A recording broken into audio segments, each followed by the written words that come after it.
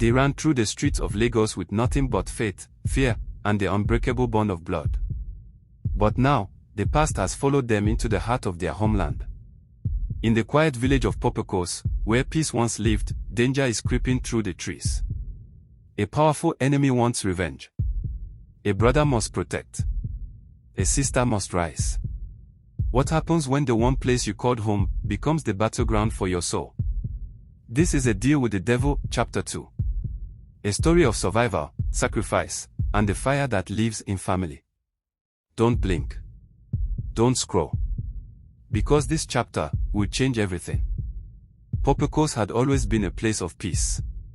Red earth under bare feet, children chasing goats through the fields, evening breeze carrying the scent of roasted maize and wet leaves. For Chidi and Ada, it was where laughter had once been effortless, before Lagos swallowed them. But now, even in this calm village, the past was catching up. Chidi stood by the window of their late father's house, watching the dusty path that led to the village.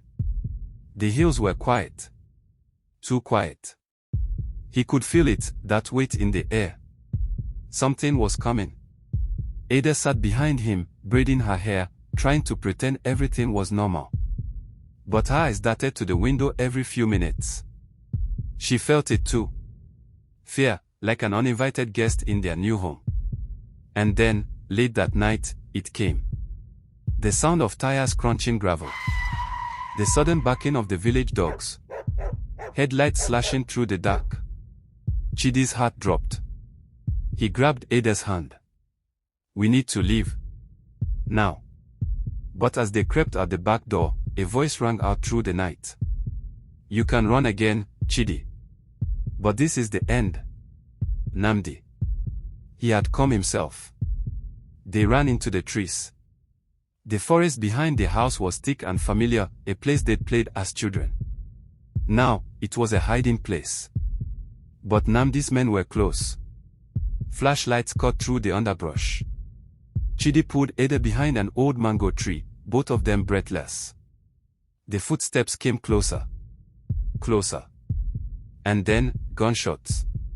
Chidi ducked, shielding Ada with his body. Silence followed. Then, the sound of people shouting. Not Namdi's voice. Another. And then. Chidi. Ada. It was Chief Okonkwo, the village elder. Dozens of men from the village emerged with machetes, hunting lambs, and the righteous rage of people defending their own. Someone had warned them. Someone had seen the SUV arrive. The village had come alive. Namdi's men tried to flee, but they were trapped, surrounded by hills and people who would not let two of their own be stolen again. Chidi and Ada watched from the shadows as Namdi himself was dragged forward, stripped of his arrogance. His face was pale now, lips trembling. The same man who had once offered money to break a family bond now begged for mercy. But the people of Popokos were not killers. They turned him over to the police, who arrived by morning after the village radio had sparked the alarm. His crimes, in Lagos and beyond, had caught up with him. Ada stood beneath the rising sun, tears in her eyes, not from fear this time, but from relief. Chidi took her hand again, but softer this time. Not in panic. Not in fear. Just love. They returned to the house, walking slowly. The sun warmed their backs. Children peeked from behind trees to watch them. Auntie Ngozi waved from her kitchen. Peace, real peace, was blooming like flowers after a storm. Weeks passed. Life returned to normal, a new kind of normal. Chidi reopened a small tailoring shop in the village. His first customer was Mama Nkechi, who brought him the finest Ankara cloth with a proud smile. Ada began helping women in the village run a learning center, teaching girls to read, speak up, and never shrink themselves for any man. One afternoon, as Chidi sat outside sewing a wedding outfit, Ada walked up holding a letter. It came, she said, her eyes glowing. Chidi opened it. It was an offer, a scholarship for Ada to study social development in Abuja. The organization had heard of her story. Her bravery. Her strength. Chidi looked at her, heart full. You deserve the world, he said quietly. So do you, Ada whispered back. They embraced, standing under the mango tree that once saved them. That evening, the village threw a small celebration. Drums echoed through the hills.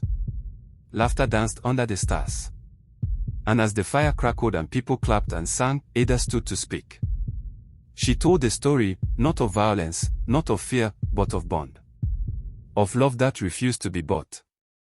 Of family that stood when everything else fell. And when she finished, there wasn't a dry eye in the crowd. Even the stars above seemed to listen. And so, the sacred bond was never broken. Chidi and Ada, two souls battered by the world, found strength in each other. From the crowded chaos of Lagos to the quiet strength of Popocos, their story became one of survival, resistance, and above all, love. Not the romantic kind, but the purest kind. The kind that holds your hand in the dark and says, I will not let go. If this story touched you, if you've ever loved someone so deeply that you'd fight the world for them, then don't forget to like, share, and subscribe. This is just the beginning. More stories that speak to your soul are coming. Thank you for watching. Please don't forget to like, share, and subscribe. Bye.